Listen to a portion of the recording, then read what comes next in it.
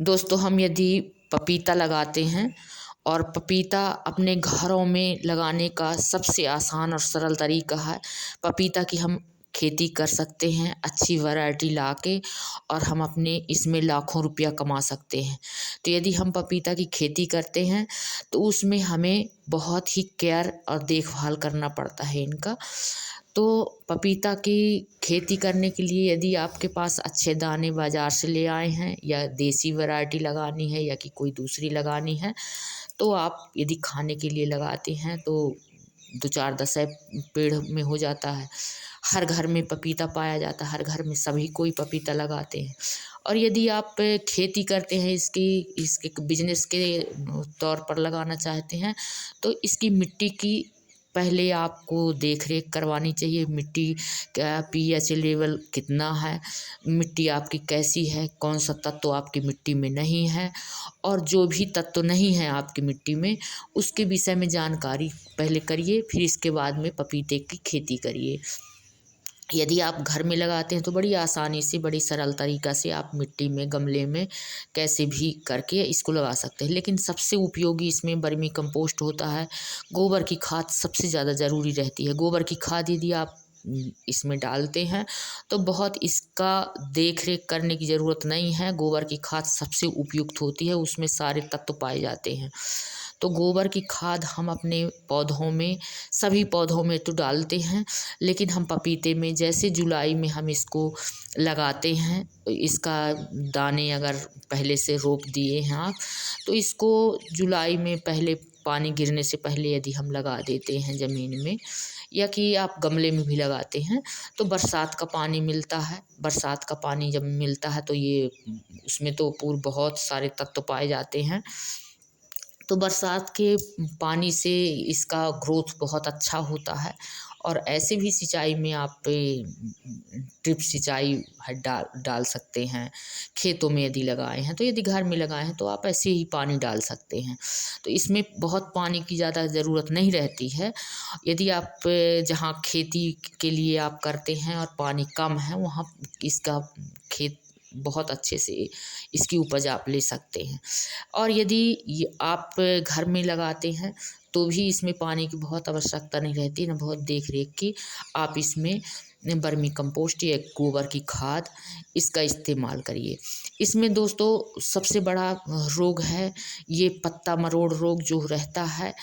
तो leaf curl जिसको बोलते हैं, वो मिर्ची में, टमाटर में और पपीते में सबसे ज़्यादा पाया जाता है। सबसे ज़्यादा इसका पत्ता में पूरे पत्ते ख़राब हो जाते हैं, फिर इसका ग्रोथ नहीं हो पाता, और ये इसके पौधे में ना इतना ग्रोथ करते हैं, और ना इसका फल फूल कुछ भी इसमें लग पाता है।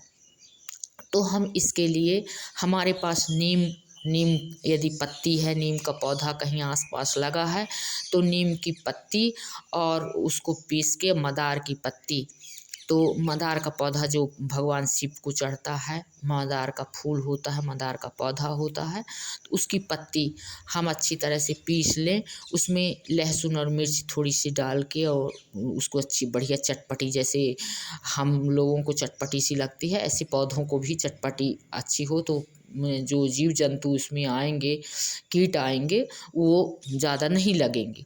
तो आप उसको अच्छी मिक्सी में, आप मिक्सी तो सबके घरों में रहती है, तो मिक्सी में पीस लीजिए और फिर उसका छिड़काव करिए। तो जब उसका छिड़काव होगा और जो पत्ती में रोग लग गया है, उसका मरोड़िया रोग उसमें चालू है, तो उसको काट के वहाँ से और आप दूर फेंक दीजिए। कहीं आस-पास नहीं कि दूसरे पौधों में लग जाए। यदि बहुत जल्दी ये रोग जो है तो बहुत जल्दी लग जाता है, इसलिए आप इसको दूर ही फेंकिए। तो आप इसका छिड़काव यदि करते हैं तो आपका बिल्कुल फल फूलों से लदा रहेगा पौधा, और कोई भी बीमारी इसमें नहीं आएगी। तो और नीचे है तो गोबर की खाद तो अवश्य देना है। गोबर की खाद अच्छी आप देते हैं तो पौधा आपका बिल्कुल स्वस्थ और बढ़िया फल फूल वाला रहेगा। आप यदि खाने के लिए लगाते हैं तो।